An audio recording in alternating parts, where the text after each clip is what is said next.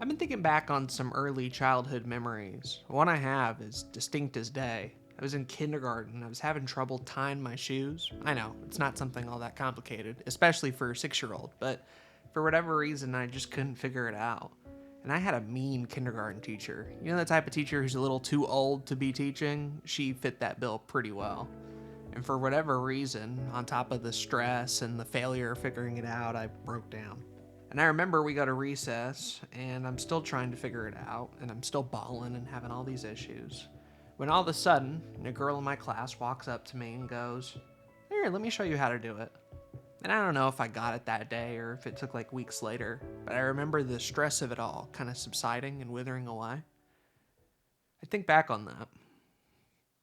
Anyway, today we're talking about the 1973 animated classic, Charlotte's Web, released by Paramount and animated by Hanna-Barbera and Sagittarius. They never be talking about Sagittarius. You might know Hanna-Barbera is the studio behind Scooby-Doo, as well as a bunch of other properties, and watching any bit of Charlotte's Web will give you that impression. It feels like a lot of the human characters specifically come out of any Scooby-Doo mystery, especially in their walk cycles, but also the way they talk. I can't get over how, Scooby-Doo background characters these guys look. Like, this Pop especially is just straight out of an older episode. I don't think Charlotte's Web is going to impress anyone on an animation front. In fact, it kind of looks cheap. That was sort of their strategy back in the day. In order to produce a lot of TV shows, they would cheap out on their budget and reuse a lot of assets. However, in a film context, I don't think it's fitting. Not only does this movie look cheap, it also has a problem with consistency. Wilbur looks different in almost every shot, and I get that he's growing, but it happens so often that it's low-key distracting at points. That being said, it's not an ugly film. I do like a lot of the backgrounds, but still they play a small part. One thing I like a lot, though, is the soundtrack, more specifically the songs. Done by the Sherman Brothers of Disney fame, you might know them from Mary Poppins. I feel like every song in here is an absolute bop. From the fair song being a duo between Templeton and this crazy goose. A fair is a veritable smorgasbord. To the talking song, where Wilbur says 13 words that never is used in the English language. I'm loaded with loquacity, my vocalized vivacity is top. And my favorite, Mother Earth and Father Time, talking about the relationship between time and nature and how one influences the other. The summer larks return to sing. Oh, what a gift they give.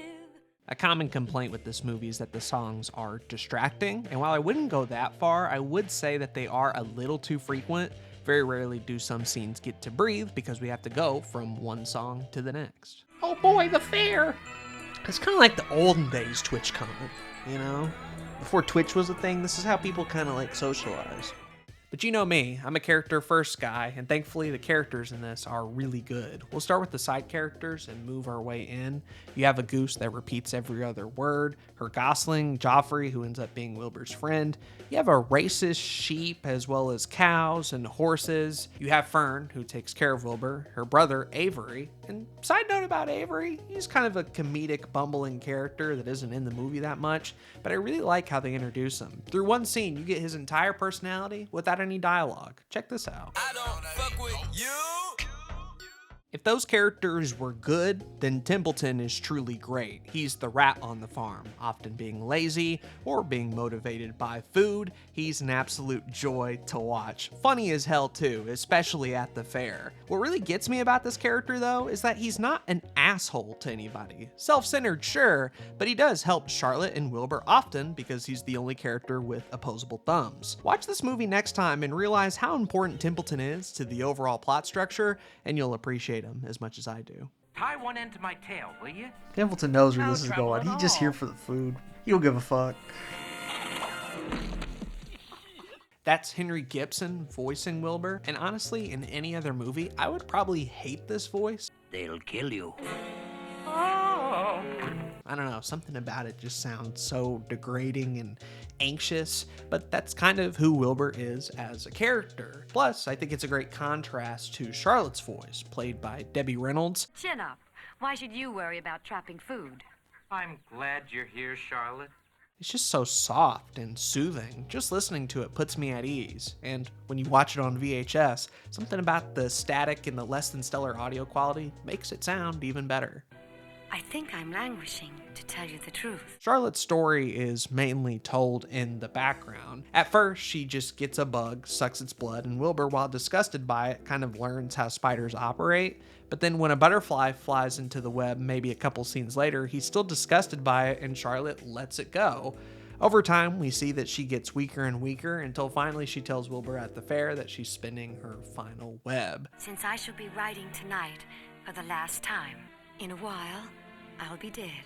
You're too busy watching Wilbur have fun on the farm to notice that Charlotte is dying right in front of you. And man, when it happens, does it hit like a ton of bricks because it just feels so sudden. And that's cool because that's how death is in real life. It is sudden, it is fast, it does throw everything into turmoil, and you feel unfair in it all. You have on one end, Wilbur, a character, because of how he was born, is destined to die and become Bacon and ham. and Charlotte, a spider who usually look out for themselves, right? Now sees something in Wilbur and tries to save his life and does pretty much everything she can to just because the two of them are good friends. And I don't know, man, something about that speaks to me. I think it's really well done, and I think it's surprisingly deep and resonant to watch.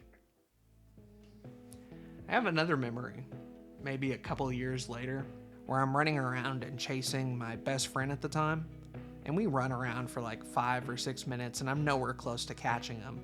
And at some point, he looks back at me and he says, "You want me to slow down?" I don't know why I remember these things, but I knew at that particular instance, he would be my best friend. And he was, all the way through middle school and all the way through high school. Even though I moved away for several years there, we picked right back up and everything was great. And I think back on that memory, this sort of act of kindness specifically, that ended up not sparking the whole thing, but sort of setting it in stone. You're no bother to me, Wilbur. You are my one true friend. The more you watch Charlotte's Web, the more you pick up on its themes. I think first and foremost is a love for Americana. If you grew up in a small town or lived on a farm, I think this film is highly relatable. It embellishes the marching band, it embellishes the fair. The other thing I noticed is a love for nature. With the farm animals, you can tell that they really spent a lot of attention on trying to get their movements exactly right. But more than that, I just appreciate the changing of seasons, the backgrounds, the beauty in the nighttime scenes, and watching Charlotte construct her first web. It feels very Disney-esque in that way. The final thing I noticed is sort of this relationship between life and creation and how Charlotte kind of fits into all of this. Charlotte is known as a writer first and foremost. She writes notes in the web. By doing that, she saves Wilbur's life. But she exclaims that her magnum opus is this egg sac, creating life. When she dies, Wilbur is the one who takes said egg sac, watches the children leave, and when they hatch, they all want to be writers as well. When Charlotte is asked why she does all this for Wilbur, why go out of your way and essentially kill yourself to save this random pig, she exclaims, well, for one, you're my friend, and two, that's kind of the point in all of this. You live a little bit, and you die. And her protecting Wilbur and her creating this art, it was a way for her to escape the trifles of a spider's life, which is often killing trapped insects that land in her web. It's not often that someone comes along who is a true friend and a good writer. Charlotte was both. I wouldn't blame you if you thought all of this was hokey and cheesy, especially for a kid's film. But I think what makes it resonate for me especially is just the lengths Charlotte is willing to go to, as well as just how serious the movie takes it. Just with her dialogue, the way Wilbur talks about how his life could be ended at any particular moment. The movie in general is very honest. It doesn't talk down to its audience. It doesn't ignore the fact that death exists. And now that I'm older, I appreciate a character like Charlotte even more. Watching her, I feel this sense of responsibility on my shoulders. Like I've been given this gift to live this life and to create art, that I owe it to myself to inspire people and share the goodwill around me. Charlotte's Web is a truly humbling movie if you let it be, and I think one of the best out of Hanna-Barbera. It gets a 4 out of 5 stars.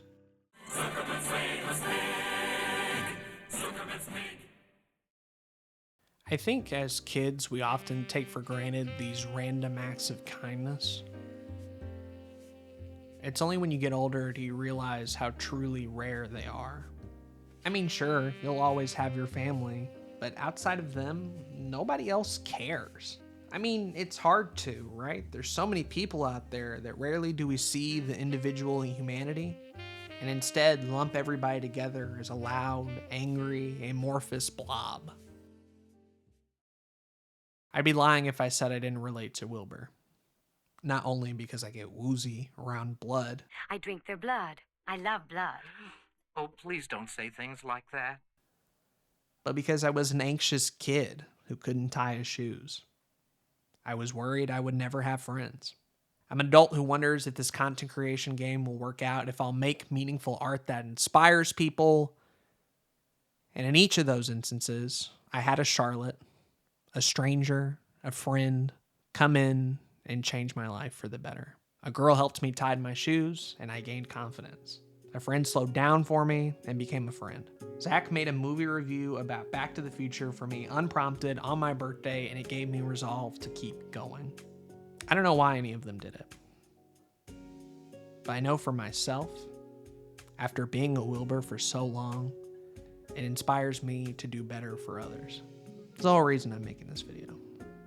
Sure, Charlotte's Web is a great movie for sure. But more than anything, this video is for the great people who made my life better through random acts of kindness. Thanks for watching.